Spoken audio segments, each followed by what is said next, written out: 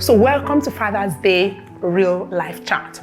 Now I'm going to be sharing stories from like 7 fathers who decided to be vulnerable just to help the younger fathers. So this is something you need to hear. Some of the stories will actually make you cry.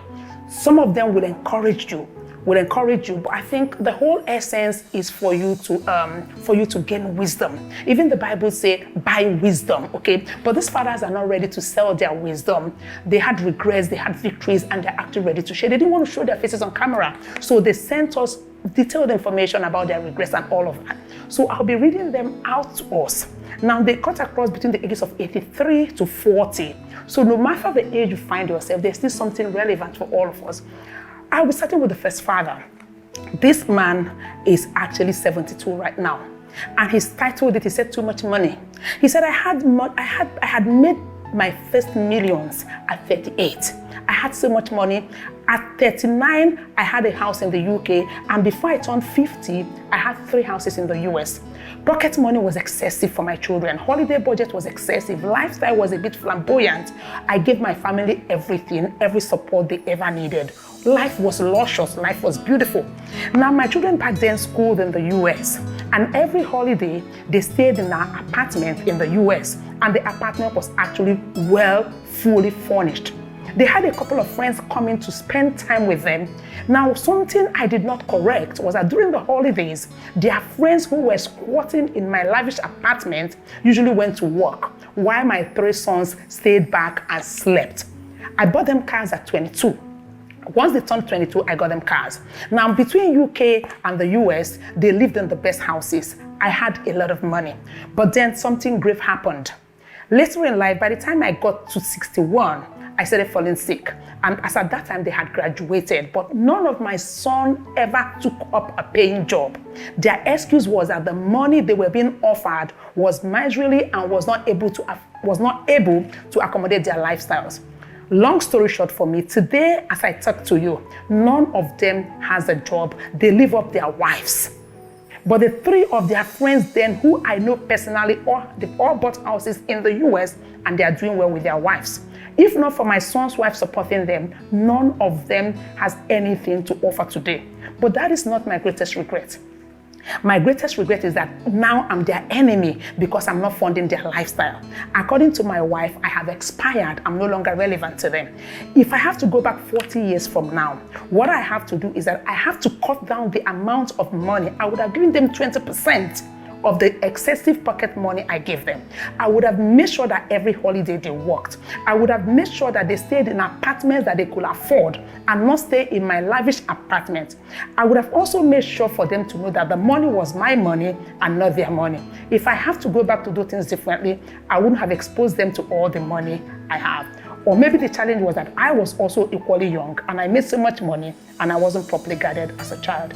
This is very sad.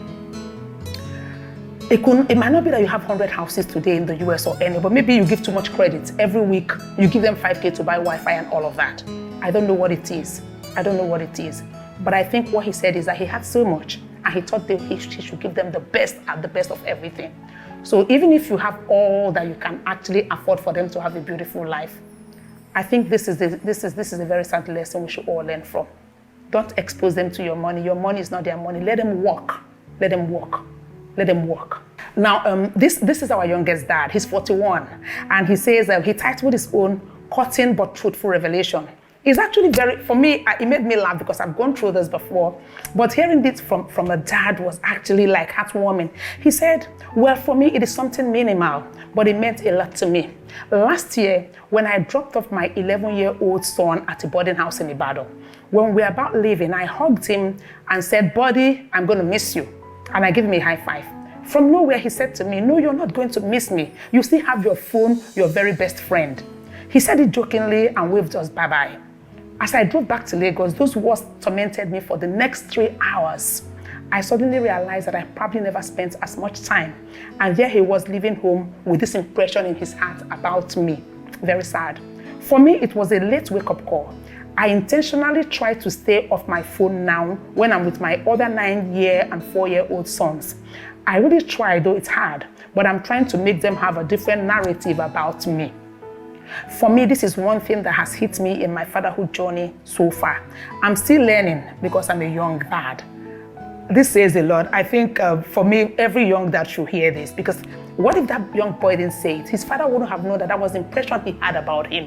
You really don't know the impression they have about you. You don't know what they feel. Sometimes they feel they're not relevant to you.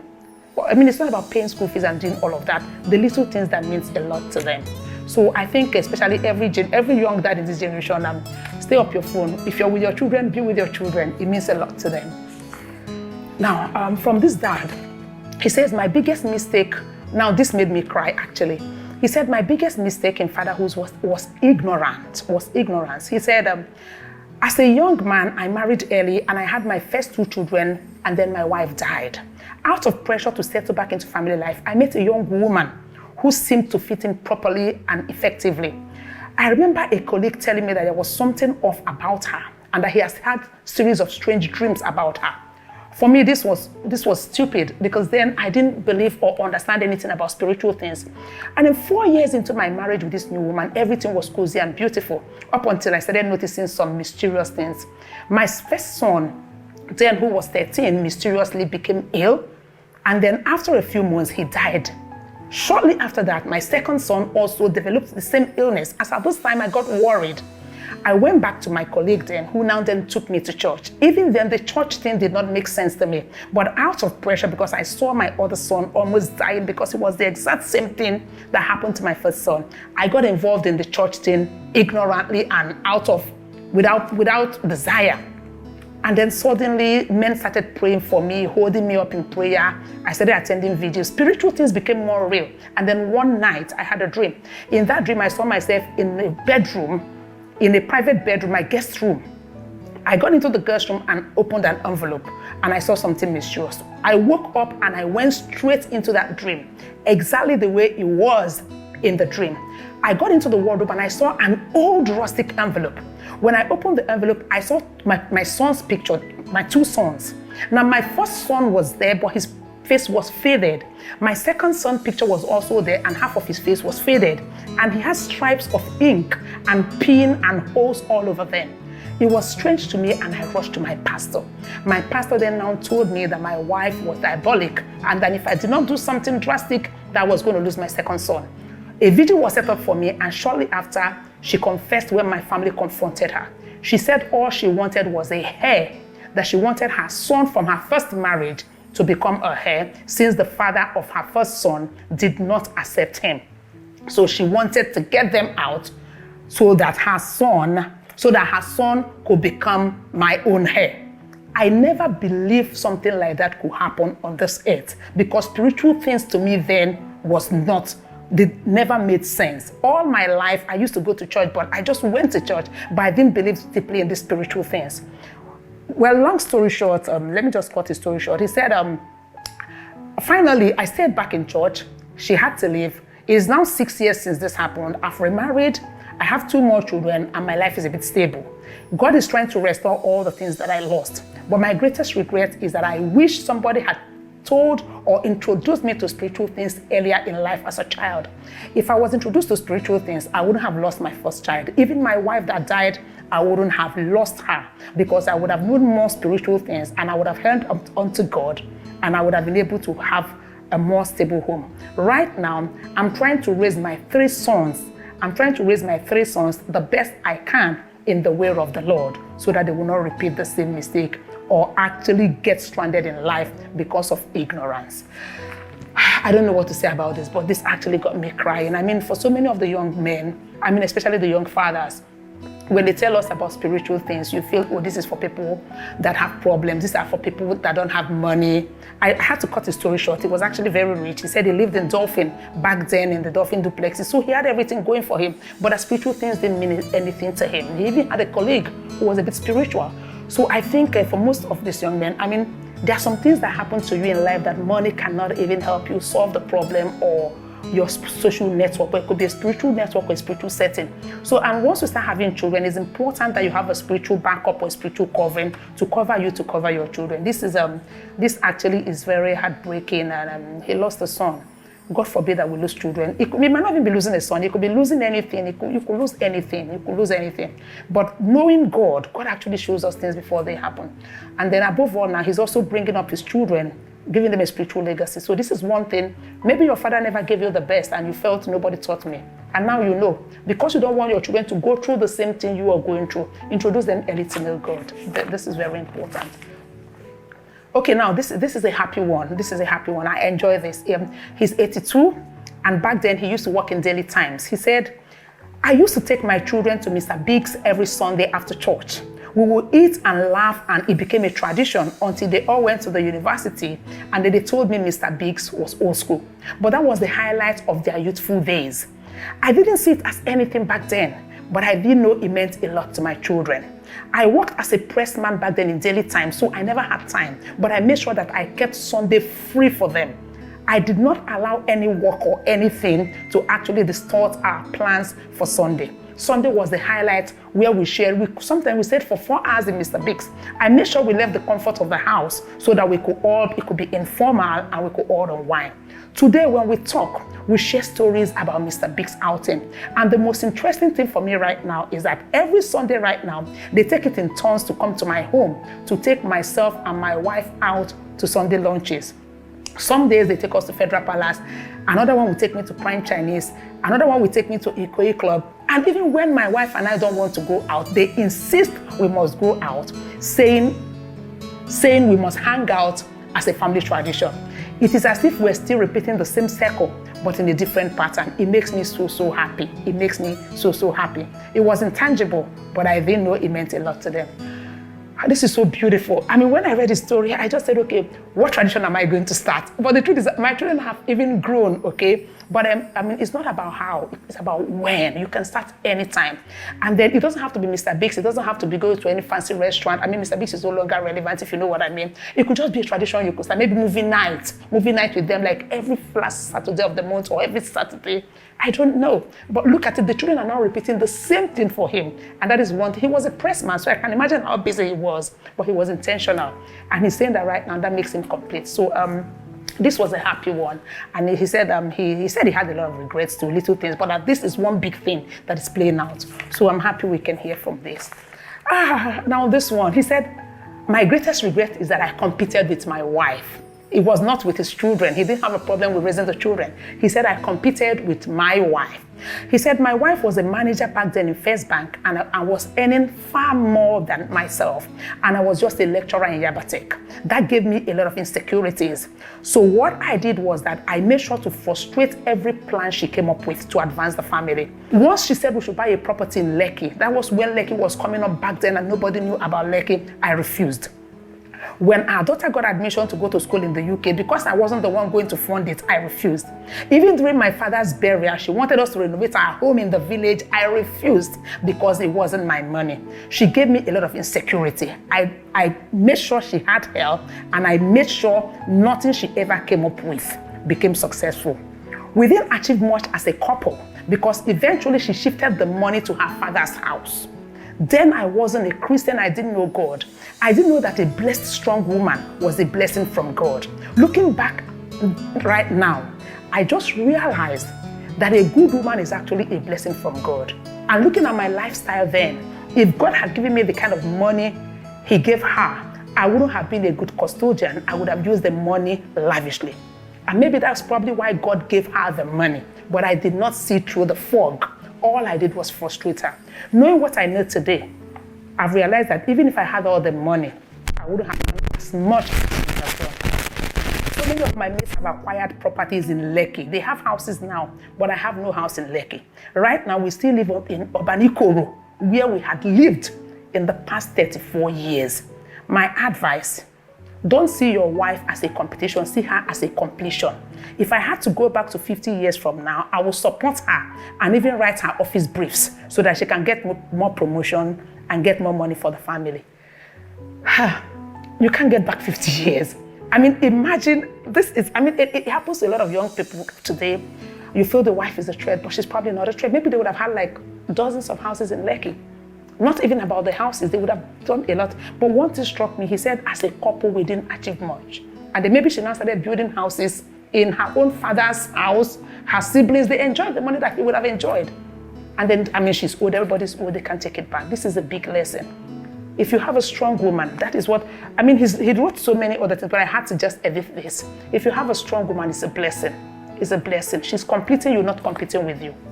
This is a lesson. I think we should think deeply about this, to say the least. Now he went straight to the point. He's 72. He said, I'm a pastor now. I became a pastor when I was 60, but in my heydays, they used to call me old soldier. I was everywhere and everybody knew me in the street. But for some reason, my wife was the more domesticated spiritual one. She made sure the children stayed back, prayed at night and everything, but I never for once joined them in the family prayer.